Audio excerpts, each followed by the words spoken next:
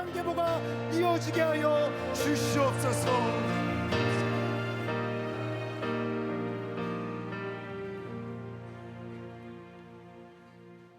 다 함께 오늘 받을 은혜를 사모하며 찬송가 171장 찬양하겠습니다.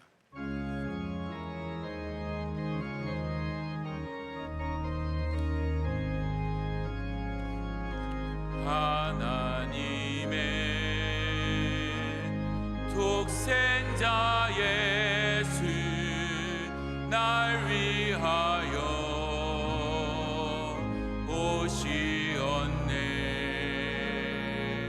내 모든 죄 사시려고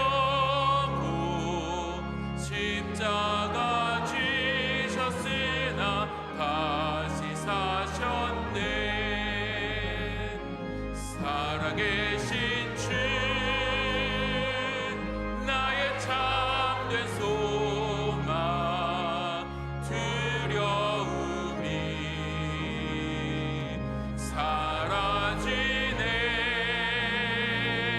사랑의 주네 갈 길 인도하니 내 모든 삶의 기쁨 늘 충만하네. 주 안에서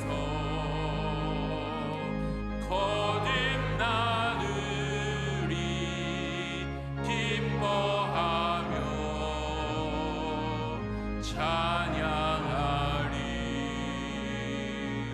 가슴 속에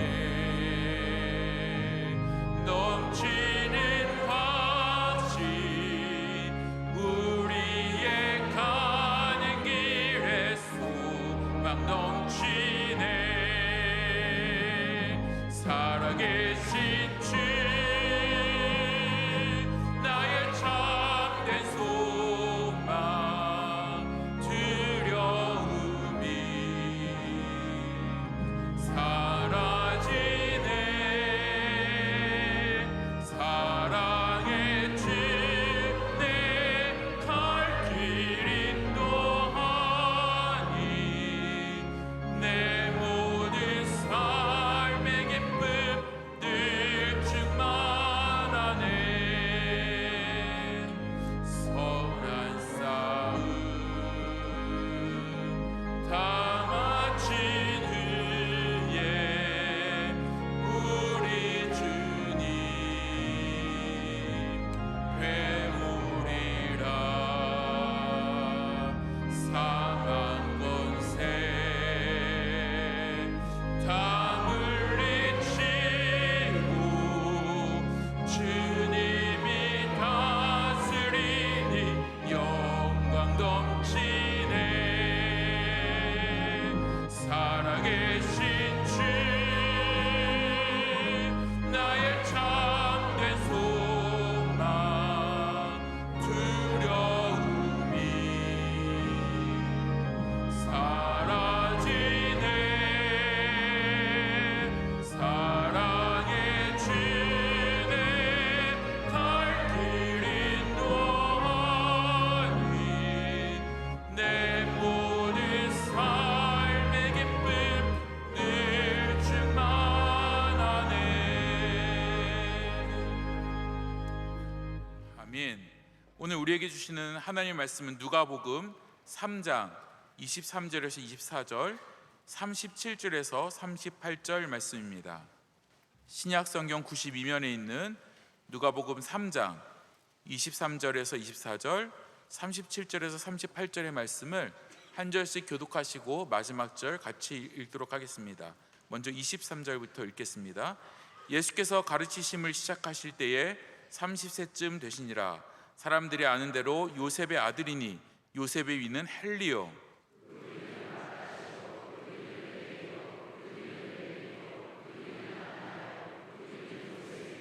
37절입니다. 그 위는 무드셀라요, 그 위는 에녹이요, 그 위는 야렛이요, 그 위는 마할랄렐이요, 그 위는 가이난이요, 그 위는 에노스요, 그 위는 셋이요, 그 위는 아담이요, 그 위는 하나님이시니라. 아멘. 교회 사랑은 찬양대에서 찬양으로 하나님께 영광 돌리겠습니다.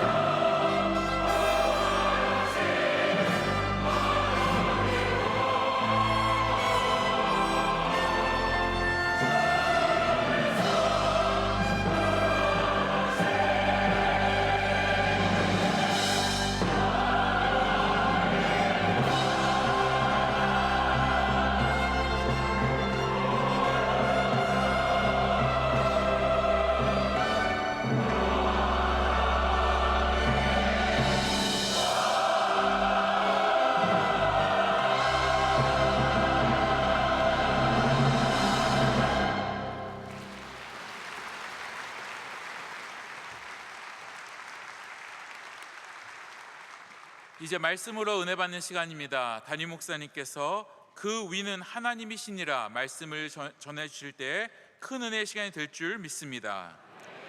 할렐루야, 할렐루야. 네, 주님께 모든 찬양과 영광 올려드립니다.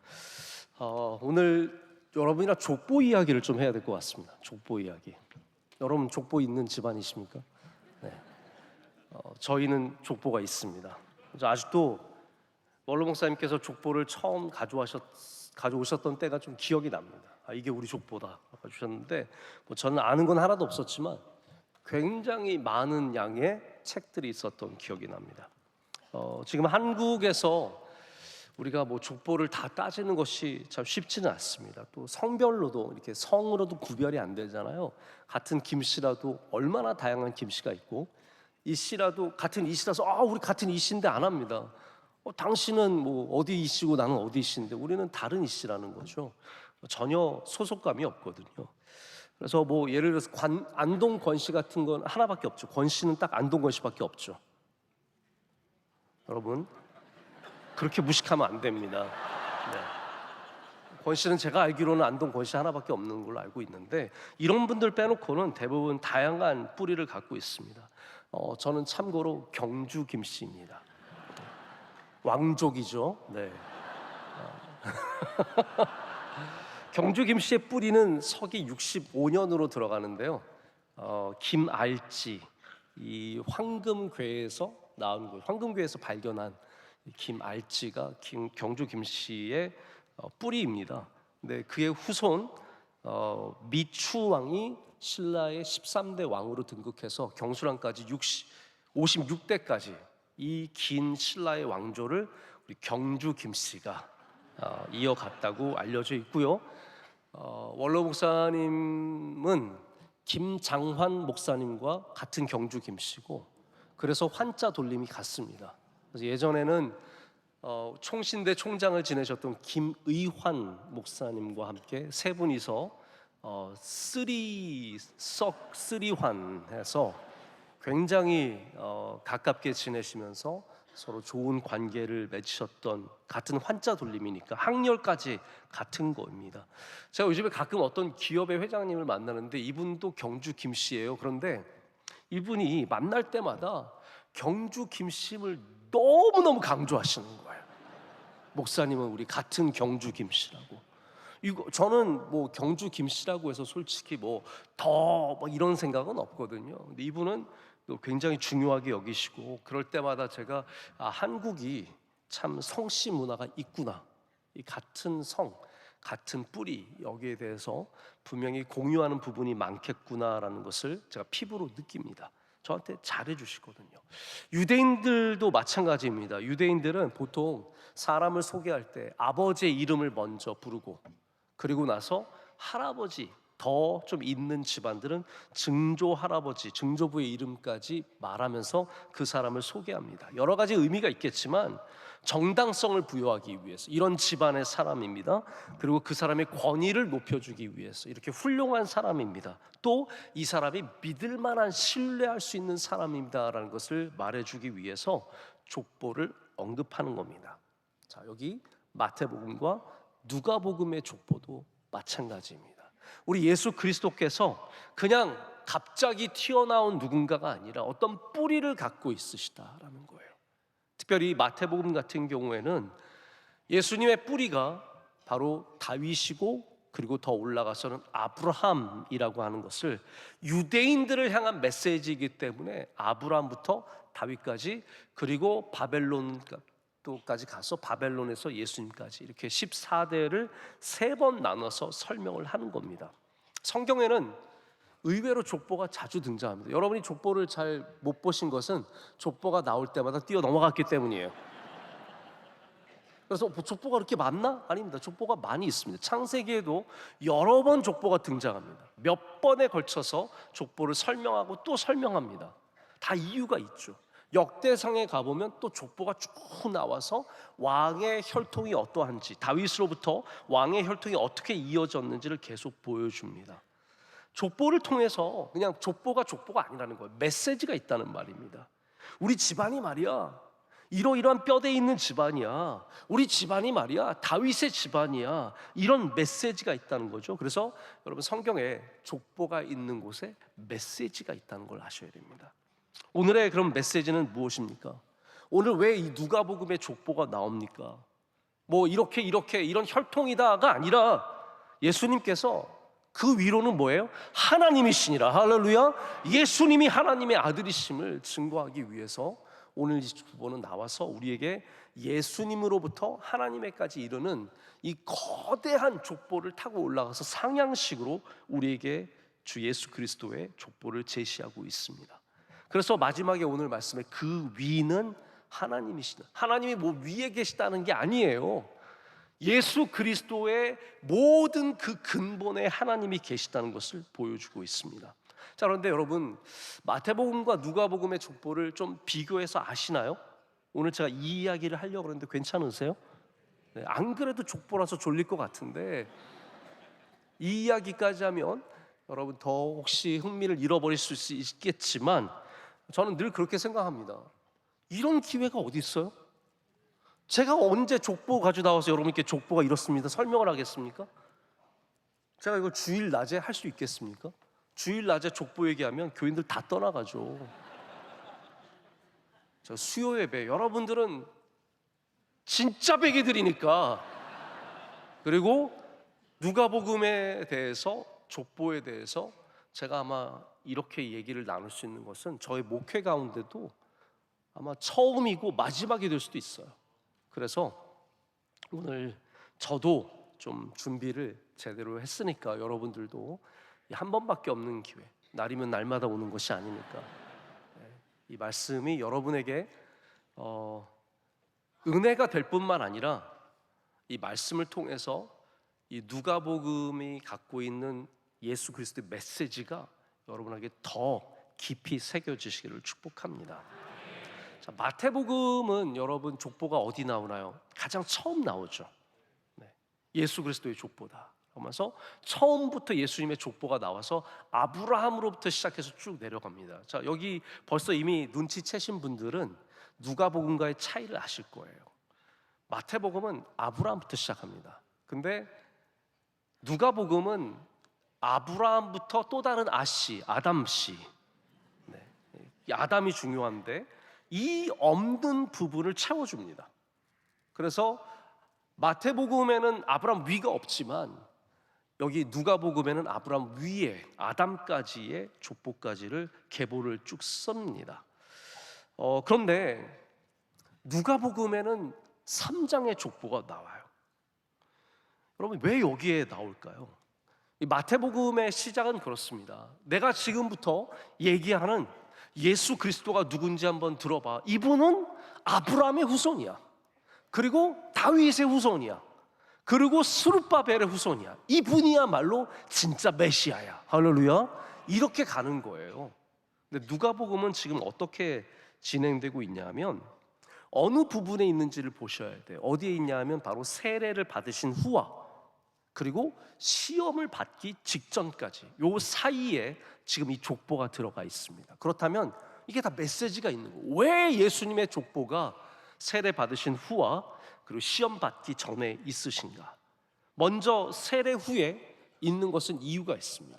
여러분 세례 때 우리 성경 말씀 바로 전에 읽어보면 하나님께서 하늘로부터 소리가 나서 뭐라고 말씀하셨냐면 너는 내 사랑하는 뭐라고요? 아들이라 내가 너를 기뻐하노라 라고 하셨습니다. 자, 그렇기 때문에 내가 사랑하는 아들, 그 아들을 설명하기 위해서 족보가 나오는 겁니다.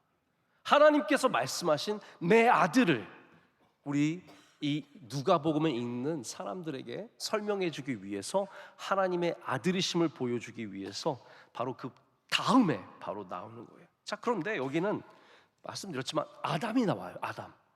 아담이 나오고 나서 그 위는 하나님이시다라고 바로 뭐가 나오냐면 예수님께서 시험을 받으시는 장면이 이어서 나옵니다. 자, 여러분 왜 그럴까요? 아담이 시험을 받았던 사람이기 때문입니다. 우리 사람의 첫사람 아담은 사탄으로부터 시험을 받았는데 실패한 사람입니다. 그는 에덴 동산에서 그를 시험하는 사탄을 이겨내지 못하고 넘어간 인류 최초의 죄인이며 그를 통해서 죄가 들어왔습니다. 그런데 이 땅에 오신 새로운 아담, 진짜 우리 하나님의 아들이신 예수 그리스도께서는 바로 그 다음에 시험을 이기십니다. 할렐루야. 시험을 이기시는 그 하나님 아들 예수 그리스도를 보여줌으로 말미암아 아담을 통해서 죄가 이 땅에 들어왔다면 이제는 예수 그리스도를 통해서 우리는 죄 사함을 받을 것이며 죄의 권세를 이길 것이다 라고 하는 메시지가 바로 여기에 담겨져 있다는 겁니다. 자, 우리가 누가복음에 있는 이 족보, 이 메시지를 알기 위해서 마태복음에 있는 또한 족보를 이해할 필요가 있습니다. 아까 말씀드린 것처럼 마태복음은 그냥 상식적으로 여기는 외울 게 하나도 없습니다. 안 외우셔도 돼요. 그냥 그랬구나라고 하는 느낌만 있으시면 돼요. 나중에 뭐 누구한테 가서 마태복음과 누가복음의 족보 설명할 일 없으시잖아요. 네. 하지 마세요. 그리고 다 경기를 일으키며 교회가 족보나 외우는 곳인 줄 알고 다들 힘들어합니다. 그래서 여러분들이 족보를 내가 설명하려고 들으실 필요는 없어요. 다만 혹시 여러분께서 마태복음이나 누가복음을 늘 읽으시면서 왜 족보가 다른가? 마태복음은 아브라함부터 있고 그리고 왜 누가복음에는 위로 올라가서 아담에서 끝나는가? 그 부분을 만약에 궁금해하셨다면, 또 어떤 분들은 믿음이 너무 좋아서 성경을 읽으면서 하나도 궁금한 게 없어요. 하나님의 뜻이지 뭐. 여기 다 족보가 뭐 아래로도 읽을 수 있고 위로도 읽을 수 있고 뭐 그게 그거 아니겠어? 이런 믿음을 가지신 분들은 진짜 복 받은 줄 아세요. 여러분은 믿음의 복을 받으신 겁니다. 할렐루야. 진심입니다. 여러분 믿게 하시는 분은 하나님이세요. 나에게 거리낌이 없다? 그거 진짜 복된 겁니다.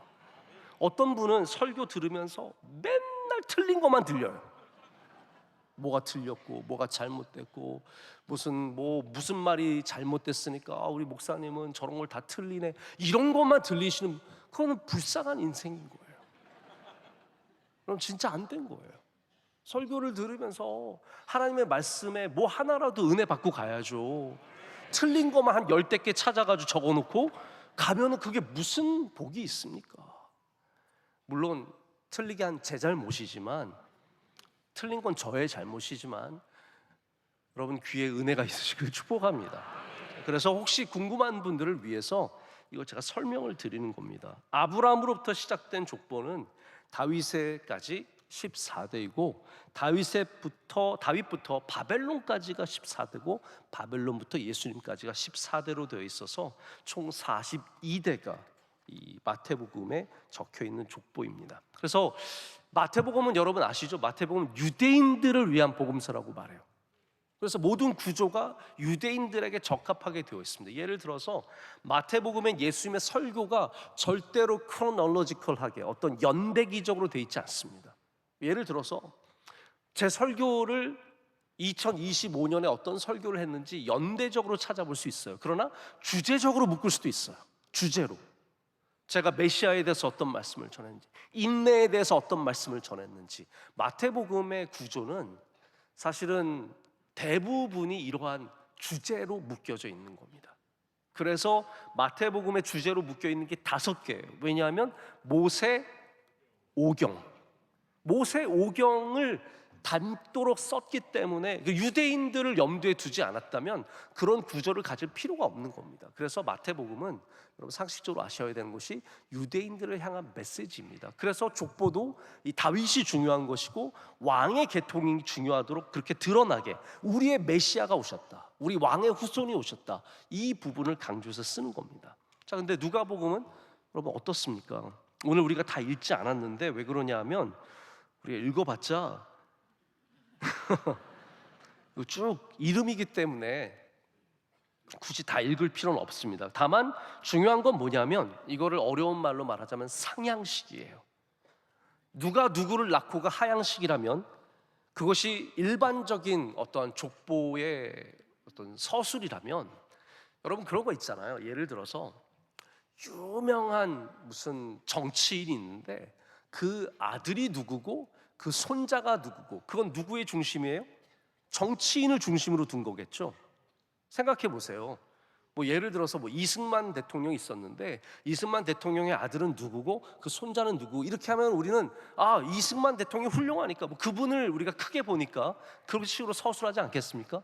그러나 반대로 네가 훌륭해봐요, 내가 훌륭해봐요, 그러면 그 아버지는 누구고 그 아버지의 아버지는 누구고, 이런 식으로 거꾸로 가는 겁니다. 누가복음은 지금 예수님으로부터 시작해요. 왜냐하면 예수님께서 가장 귀하신 분이시기 때문에. 그래서 그 위로 쭉 올라가는 것입니다. 근데 정말 우리를 어렵게 하는 게 여기 있어요. 단순히 이름들이 어렵게 하는 게 아니라 여기 굉장히 아주 헷갈리는 부분이 나와요. 우리가 이거 헷갈리는지 않는 이유는 정확하게 몰라서 안 헷갈리는 거지, 정확하게 알게 되면 그 다음부터는 좀 이상합니다. 왜냐하면 자, 그러면 마태복음에 나오는 사람들과 누가복음에 나오는 사람들은 같아야 돼요, 달라야 돼요? 같아야죠. 이게 상향식이냐 하향식이냐의 차이만 있을 뿐이지 족본데 같아야 되잖아요. 근데 달라요. 이게 굉장히 어려운 부분입니다. 아니, 그냥 거꾸로 썼으면 다시 또 거꾸로 쓰면 되는 거잖아요. 그런데 벌써 어디서부터 다르냐 하면 예수님의 아버지 요셉의 아버지부터 이름이 다릅니다. 이게 뭐예요? 하나 걱정도 안 되시고 근심도 안 되시고 아무 문제 없으세요? 이거 큰 문제잖아요. 어떻게 할아버지부터 달라요? 그 위는 더 달라요. 심지어는 예수님부터 다윗까지 이르기까지 같은 사람은 스룹바벨밖에 없어요. 뭐 스알리엘 하나 그 정도에서 2명 빼놓고는 이름이 다 달라요. 여기에 이제 아주 어려운 문제가 시작이 되는 겁니다. 특별히 어디서부터 다르냐 하면 다윗의 아들부터 달라집니다. 여러분, 우리가 마태복음에서 다윗의 아들이라고 하면 누구이겠어요? 누가 족보에 나왔겠어요? 그렇죠, 솔로몬이 나오겠죠. 이거 대답을 못 하시는 분들은 성경을 다시 보셔야 돼요. 다윗의 왕을 누가 이어받았습니까? 솔로몬이 이어받았잖아요. 당연히 솔로몬이에요. 왜냐하면 마태복음은 왕의 계통으로 설명하고 있기 때문이에요. 누구의 후손이냐? 왕의 후손인 게 중요해요. 유다의 왕들 쭉 쓰고 바벨론 이후로부터 또 족보가 나오는 겁니다. 자, 그런데 누가복음은 달라요. 누가복음은 다윗의 아들로 누가 등장하냐면 나단이 등장해요. 나단이면 선지자 나단이 아니에요. 선지자 나단이 왜 다윗의 아들입니까? 다윗보다 나이가 많은데? 말이 안 되죠. 나단은 누구냐면 다윗의 셋째 아들입니다. 다윗의 셋째 아들인데, 자, 여기에서 문제가 생기는 겁니다. 왜 누가복음은 나단으로 들어갈까? 여기에 이건 뭐 제가 주장하는 것이 아니라 성경 학자들이 갖고 있는 의견이 있어요. 자, 이 부분을 여러분이 그냥 그렇구나 정도로 이해할 수 있도록 짧게만 말씀을 드릴게요. 여러 주장들이 있는데 가장 핵심적인 주장은 뭐냐면 누가복음은 마리아의 모계를 따르고 있다는 주장입니다. 그러니까 이름이 다를 수밖에 없어요. 요셉의 친부의 계를 따르자면, 요셉의 혈통을 따르자면 솔로몬이 맞고 그 왕들이 맞습니다. 그러나 마리아는 그쪽이 아니에요. 나단의 후손이에요. 여기서 묘한 문제가 생깁니다. 여기에 이제 또 다른 뭐가 들어와야 하냐면 여고냐의 저주라는 것이 들어와야 합니다. 여고냐는 누구냐면 뭐 남고냐 여고냐가 아니라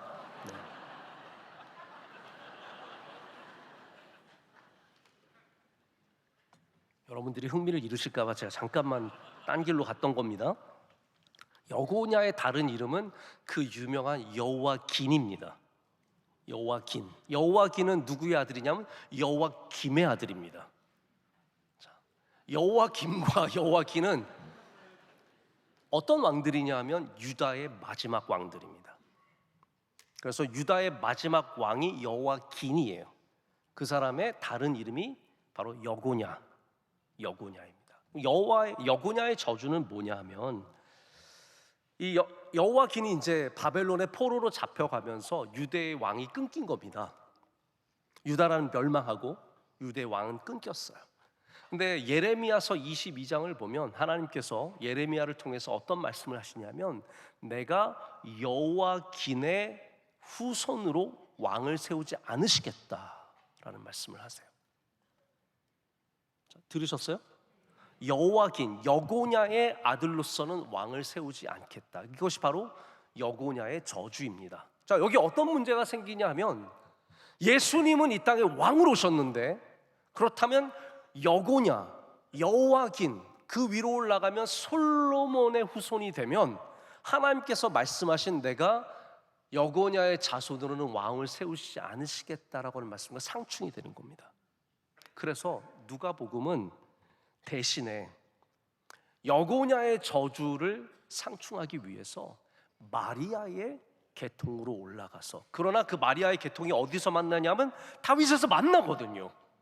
마리아도 다윗의 후손이기 때문에. 그래서 이렇게 혈통을 전혀 다르게 기술하고 있다라고 말하고 있고, 이것이 가장 설득력 있는 그러한 설명이라고 할 수 있습니다. 자, 근데 저는 이것보다 더 중요한 게 있다고 생각을 해요. 그게 뭐냐 하면 상향식 족보, 여기에 가장 중요한 장점은 뭐냐 하면 올라갈수록, 자 보세요, 저와 여기 경주김 씨들, 다른 경주김 씨들 좀 계시죠? 손 들지 마십시오.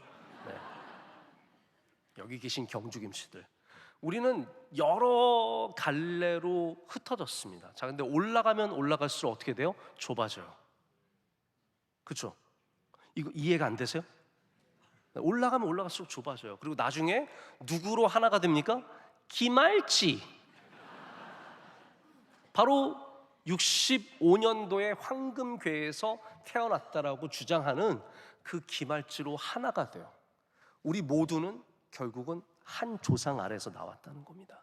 자, 지금 누가복음이 하고 싶은 얘기는 뭐냐면 우리 모두가 지금 달라요. 특별히 누가복음은 이방인들과 함께 얘기를 나누고 있습니다.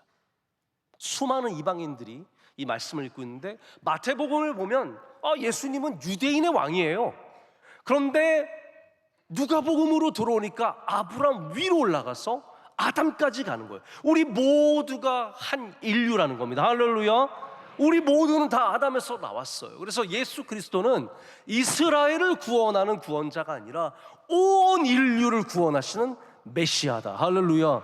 이것이 바로 누가복음이 갖고 있는 상향식 족보의 가장 큰 장점입니다. 여러분, 요한도 꽤나 이방인들의 관심이 있었습니다. 그러나 누가복음이야말로 소외받은 사람들, 여인과 그리고 많은 이방인들에게 관심을 가졌던 복음서입니다.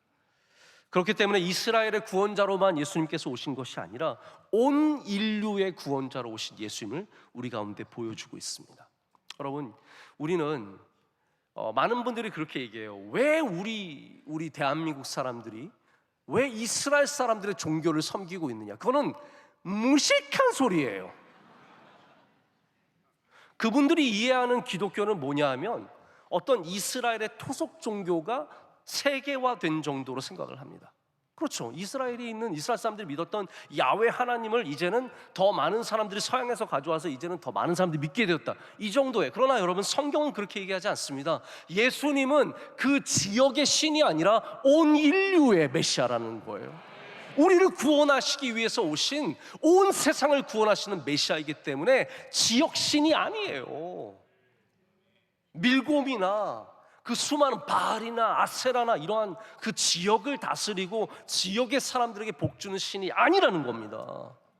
우리는 이 누가복음을 통해서 우리 예수님께서 아담의 후손, 온 인류를 구원하시는 바로 메시아가 되시고 그 위는 하나님의 아들이 되심을 함께 다시 보게 되는 것입니다.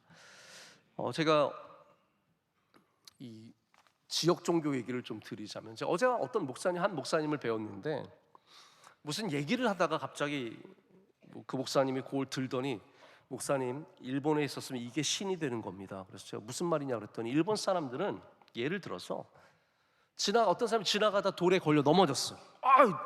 화가 나. 근데 여기를 보니까 절벽이에요. 자기가 만약 이 돌에 걸려 넘어지지 않았으면 절벽으로 떨어지는 거예요. 이 돌이 나를 살렸잖아요. 그 돌이 신이 되는 거예요. 이걸 뽑아가서 집에 가서 진짜로 집에 가져가서 놓고 그 신을 섬기는 거예요. 이게 나의 신이다. 별의별 게 다 신이 됩니다. 지역에 다 내려오는 이야기가 있고 그것들이 신이, 나무가 신이에요. 여기에 빌어야 된다. 그러면 그 나무가 신이면 온 세상 사람들, 중국에 있는 사람도 그 나무 앞에 와서 빌어야 되는 거고, 저 남아프리카 공화국에 사는 사람도 그 나무 앞에 와서 빌어야 되는 겁니다. 어느 절에 가면 이 돌한테 돌을 만지고 가고 빌면은 아들을 낳는다는 소문이 나는 그런 돌도 있어요. 여러분 혹시 가셨습니까? 네.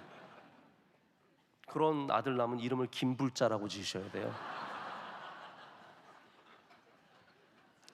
많은 사람들이 그 앞에 가서 그 돌을 만집니다. 아들 낳게 해주세요. 아들 낳게 해주세요. 그리고 사람들이 얘기를 해요. 야, 그 집 딸 거기 가서 그 돌 만지고 아들 낳대. 근데 여러분 확률적으로 따지면 둘 중에 하나는 아들이에요. 아들 낳은 사람이 둘 중에 하나는 있겠죠, 항상. 그리고 딸 낳은 사람은 아무 말 안 해요. 아들 낳은 사람들이 그 돌 만지고 아들 낳았다고 이런 말 하다 보면 별의별 게 다 그렇게 가서 비는 게 되는 겁니다. 자, 문제는 뭐냐 하면 가서 그 돌을 만져야 돼요. 그렇죠? 가서 그 돌을 만져야 돼요. 부산에 있으면 서울 사는 사람이 부산까지 가서 만져야 돼요. 제주도에 사는 사람이 비행기 타고 부산 가서 만져야 돼요. 여러분, 예수님을 믿는 것은 그런 것과 전혀 다릅니다. 할렐루야. 하나님의 아들이신 우리 주 예수 그리스도를 믿는 것은 어떠한 특정한 물건을 만져서 복을 받는 게 아닙니다. 우리는 우리의 구주이시며 살아계신 하나님의 아들이시며 십자가에 달리시고 죽으신 뒤 사흘 만에 부활하셔서 우리를 죄의 권세에서 구원해 주신 예수님을 믿을 때 여러분이 어디에 살든지 무엇을 하든지 우리는 이미 복을 받은 줄로 믿습니다. 지역 종교와 완전히 다른 거예요. 바벨론의 종교가 아니라 페르시아의 종교가 아니라 예수님은 온 인류의 구주가 되시는 줄로 믿습니다. 족보는 또한 예수님이 우리에게 어떤 분이신지를 말해주고 있습니다. 이게 제 마지막 부분인데요. 여러분 부활주일에도 제가 이 부활을 믿는 신앙이 얼마나 중요한지를 여러분께 말씀을 드렸습니다. 여러분이 예수님 믿고 있고 교회 다니고 있는데 부활을 안 믿는다? 여러분 그거는 신앙이 아닙니다. 종교 생활하고 있는 것이고, 아니면 좋은 사람들이 있기 때문에 나오는 것이고, 혹은 그냥 찬양이 좋아. 여러분 그냥 그런 분들도 많아요. 노래가 좋아서 악기를 내가 여기서 연주하니까, 혹은 내가 여기서 노래를 부르니까, 혹은 내가 여기서 뭔가 일을 하고 있으니까. 여러분 지금 우리 대한민국의 기독교 방송, 큰 방송국에 예수님 전혀 안 믿고 십자가와 부활은 단 1도 안 믿으면서 기독교 방송 만드는 사람들이 얼마나 많은데요. 그건 다 문화입니다. 문화. 기독교가 아닙니다. 제가 그래서 말씀을 드리는 거예요. 부활을 믿지 않으면서 신앙생활하는 것은 다 헛되고 헛된 거예요. 딴 거 가서 차라리 하세요. 아니 그러지 마시고 부활을 믿으세요. 네. 사실 부활을 안 믿으면 지금 이거 여러분 예배 드리는 거 아무 의미 없습니다. 뭐하러 여기 들어와서 힘들게 이렇게 찬양대 이 어려운 곡을 또 하신다고 얼마나 연습을 많이 했겠어요. 옆에 사람 맨날 얼마나 꾹꾹 찌르면서 그렇게 하지 말라고 하면서 얼마나 연습했겠어요. 그런데 그만큼 중요한 것이 뭐냐면 예수님이 하나님의 아들이시라는 것, 이것을 믿는 신앙이 우리에게 정말로 중요한 신앙입니다. 우리는 사람을 믿는 종교가 아닙니다. 우리는 어떤 인간을 높이는 종교가 아닙니다. 우리는 오직 한 분이신 하나님의 아들, 하나님께서 하나님의 뜻에 스스로 복종하셔서 가장 낮고 천한 사람이 되셔서 이 땅 가운데 오셔서 종의 몸을 갖고 우리 가운데 오셔서 우리를 위해 죽으신, 모든 모멸과 핍박과 고난 다 받으시고 십자가에 죽으시고 다시 사신 하나님의 아들 예수 그리스도를 믿는 바로 그런 사람들이 우리인 줄로 믿습니다.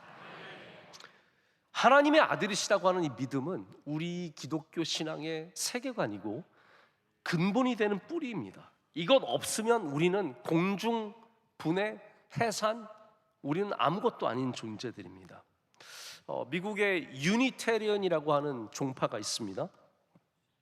전에도 한번 여러분께 잠깐 설명한 적이 있는데, 유니테리언 말 그대로 일신론이에요. 일신주의자들. 자, 우리는 트리니테리안인들입니다. 우리는 삼위일체를 믿습니다. 할렐루야. 하나님과 아들 예수 그리스도와 성령, 하나님의 영이 하나이심을 믿습니다. 그렇기 때문에 우리는 아들 예수 그리스도가 하나님임을 믿는 거예요. 이해가 되십니까? 근데 이게 예수님을 훌륭한 사람으로 믿게 되면 일신론주의자가 되는 거예요. 하나님만 신이다. 이게 초대교회부터 있었던 이단들입니다. 근데 그 이단 되는 게 되게 쉬워요.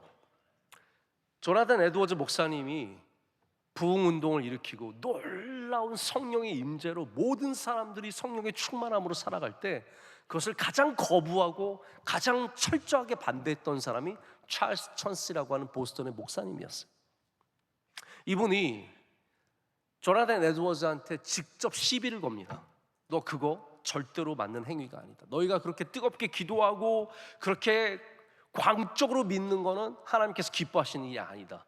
그래서 찰스 천스가 편지를 보내고 그 둘 사이에 오간 그런 논쟁들이 나중에 신앙 감정론이라고 하는 Religious Affections라고 하는 조나단 에드워즈의 위대한 책을 만들게 하는 근간이 됩니다. 그런데 이 찰스 천스라는 분이 어떻게 됐느냐가 중요해요. 부흥을 거부하고 하나님의 임재를 거부하고 영적인 것을 거부하던 이 사람이 결국 어떻게 되냐면 이분은 영적인 부분들을 다 제외하는 거예요. 오직 윤리. 그래서 이분이 세운 교회와 이분의 추종자들이 다 유니테리언들이 되는 겁니다. 일신론주의자들. 예수님은 사람이다. 예수님은 신이 아니다. 오직 그냥 하나님은 믿어요. 하나님은 신이신데 예수님은 신이 아니다는 거예요. 그래서 보스턴에 지금도 가면요, 황금 지붕으로 멋지게 지어진 건물이 있는데 그게 바로 유니테리언 본부입니다. 유니테리언들은 지금 미국 곳곳에서 신앙생활을 나름대로 그들 방식대로 하고 있고, 제가 보기에는 몰몬과 그렇게 다르지 않은 이단이들이에요. 미국 사람들은 이단이란 말을 안 쓰기 때문에 이단이라고 말하지 않는데 제가 볼 때는 이단입니다. 이들은 예수님을 윤리적 완성을 이룬 선생으로 보는 거예요. 그러니까 예수님이 이 족보의 가운데 있어도 아무 상관이 없는 거예요. 그러나 그렇지 않습니다. 우리는 그렇지 않습니다. 예수님은 그 위에 하나님이시니라. 하나님의 아들로 우리 가운데 제시되어야 하고, 그것이 누가복음이 갖고 있는 아이디어예요. 우리에게 어떻게 예수님의 족보를 보여줄 것인가, 우리에게 어떻게 예수님이 어떤 분인가를 보여줄 것인가. 지금 하나님께서 세례받을 때 하늘의 문을 여시고 이는 내 아들이요, 내 사랑하는 아들이요, 내 기뻐하는 자니라. 할렐루야. 그 말씀을 주신 다음에 예수님의 족보를 거슬러 올라가서 그 맨 위에 하나님이 계심을 보여주는 것입니다. 여러분, 사람은 사람을 구원할 수 없습니다. 우리는 사람을 믿는 종교가 아닙니다. 사람은 사람을 죄에서 구원할 수 없습니다. 좋은 사람들이 있어요. 정말 법 없이도 살 수 있는 사람이 있고 선한 사람들이 있습니다. 우리를 이렇게 저렇게 도와주고, 돈으로도 도와주고, 힘들 때 도와주고, 와서 위로해주고, 콩이라도 나눠서 주는 착한 사람들이 있어요. 그러나 그들이 절대로 여러분을 죄의 권세에서 구원할 수 없습니다.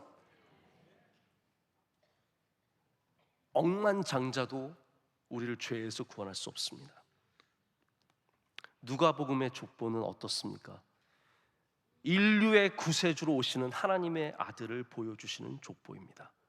우리는 이 이름들 끝에, 사람들 끝에 우리를 창조하신 하나님의 이름을 만나고 바로 그분의 아들이 예수님을 고백하게 됩니다.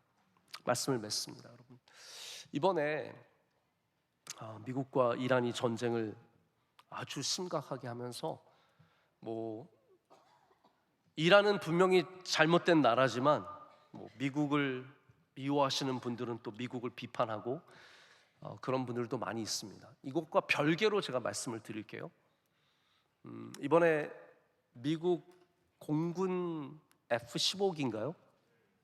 그 비행기가 이란에 들어갔다가 핸드헬드 미슬이에요. 그러니까 손으로 쏜 미사일에 격추됐습니다. 그래서 사람들이 진짜 운 좋다. 이란이 한마디로 돌 던져서 비행기 잡은 거나 마찬가지예요. 요격기로도 못 잡는데 막 이란 애가 가려면 쏘는데 맞은 거예요.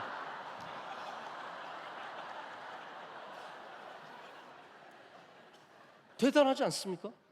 사람이 막 가가지고 아싸 빨리 쏴라 하야 부르는데 맞은 거예요. 이게 말이 됩니까? 미국이 진짜 죄송한 표현이 너무 벙찐 거예요. 이게 완전 무슨 말이 안 되는 일이 일어난 거예요. 네? 초등학생들이 던지는 돌에 씨름 선수가 죽은 거나 마찬가지예요. 그런데 파일럿 둘이 둘 다 추락했다가 이제 탈출했다가 한 사람은 바로 구출이 됐는데 다른 파일럿이 이제 숨어 댕긴 거죠. 권총 한 자루 들고. 근데 이 파일럿을 구하기 위해서 미국의 하여튼 가장 특출한 특수부대가 들어가서 구출을 해 나오는데 뭐 수송기 고장 나서 파괴시키고 아마 제가 생각하기에는 몇 조가 들어간 것 같아요. 돈이 셀 수 없는 돌이 들어간 것 같아요. 근데 이 구출된 파일럿이 구출이 되고 가장 먼저 보낸 문자가 뭐였느냐? 유명한 말입니다. God is good. God is good. 라고 하는 문자를 보냈어요. 제가 그걸 우리나라 뉴스에서 신은 선하시다라고 보냈는데 이런 무식한 사람들아, 그 조종사가 신은 선하다고 했겠습니까? 하나님은 선하시다. 왜 그 말을 못해요? 왜 사랑한다고 말을 못해? 그 옛날에 파리의 연인 보면 왜 사랑한다고 말을 못해? 이거 똑같은 거. 왜 하나님이라고 말을 못해요? 원래 그 사람은 하나님이라고 말한 건데 말도 안 되는 신은 선하시다. 뭐 그게 무슨 신인데요? 야훼 하나님, 우리를 구원하시는 하나님 아닙니까? 여러분, 우리를 구원하시는 분은 하나님밖에 없습니다. 하나님의 아들 예수 그리스도만이 우리의 참 신이시고 참 구주시며 그분만이 우리를 구원하신다는 그 믿음으로 여러분께서 여러분의 삶 가운데 더욱더 예수님 사랑하시고 색깔이 분명한 믿음으로 흐리멍텅한 믿음이 아니라 뭐 부활이 있건 없건 예수님이 하나님의 아들이든 아니든 아닙니다. 여러분의 믿음이 날이 갈수록 더 넓어지시되 더 분명해지시길 축복합니다. 더 분명해진다는 것이 우리가 어떠한 극단주의자들이 된다는 말이 아니에요. 되게 잘못된 방향이 있고 바른 방향이 있습니다. 오히려 믿음이 더 깨끗하고 명확한 사람들이 더 넓은 사람들이 되고 더 사랑이 많은 사람들이 돼요. 그러나 편협한 좁은 어떤 그런 믿음을 제가 갖자고 말씀드리는 것이 아닙니다. 우리의 믿음은 절대적이어야 합니다. 이 흔들리지 않는, 그래서 원래 근본주의자라는 말, 펀더멘털리스트라는 이 말이 좋은 말이었어요. 원래는 어떤 극단주의자들을 향한 말이 아니라 믿음을 갖되 명확한 믿음을 가진 사람들을 향한 말이었는데 이게 시대적인 흐름을 타다 보니까 지금은 펀더멘털리스트들이 테러리스트든지 이런 극단주의자들이 됐는데 원래 우리가 가져야 하는 명확한 믿음의 한 줄기가 뭐냐면 예수님은 하나님의 아들이시라는 것. 또 한 줄기는 예수님 십자가에 달리시고 참으로 부활하셨다라는 것. 여러분, 우리 부활절 지났는데 다시 한번 부활의 신앙으로 또 우리 하나님의 아들 예수 그리스도를 분명하게 믿는 신앙으로 우리 하나님 앞에 서시는 저와 여러분 되기를 간절히 소망합니다. 우리 함께 찬양하고 기도하도록 하겠습니다. 우리 찬양할 때 내 삶의 이유라 함께 찬양하겠습니다.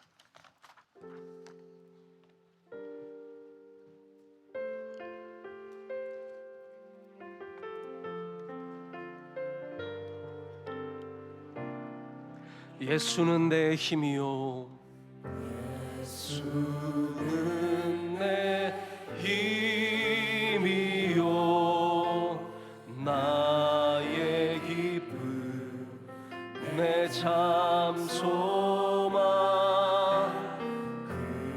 그 이름의 생명 다시 한번 합니다. 예수는 내 힘이요 예수는 내 힘이요 나의 기쁨 내 참 소망 그 이름의 생명이 내 삶의 이유가 오직 주만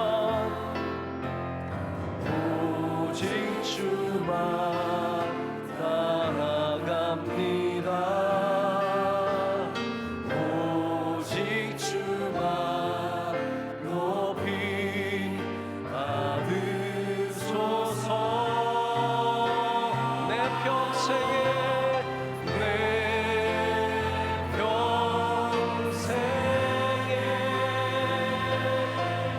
그 이름 그의 선하심을 세상에 노래합니다. 그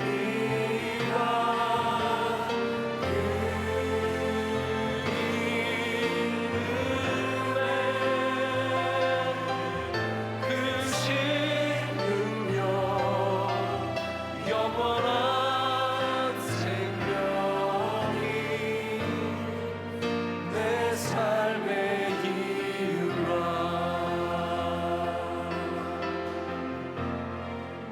내가 사나 죽으나 내가 사나 죽으나 그 이름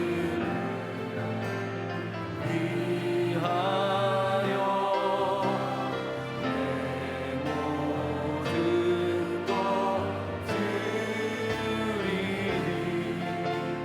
나를 받으소서.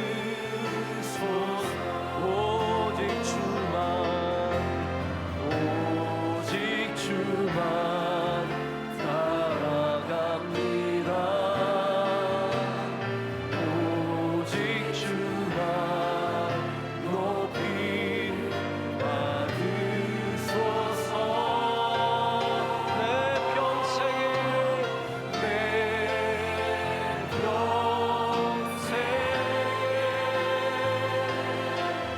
그 이름 그의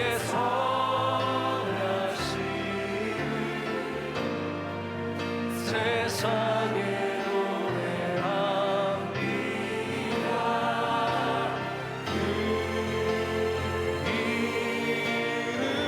이름에 크신 능력 영원한 생명이 내 삶에 다시 한번 합니다. 내 평생에 그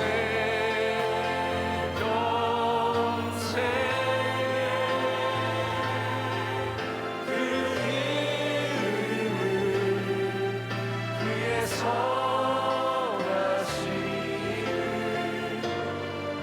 세상에 노래합니다. 그 이름에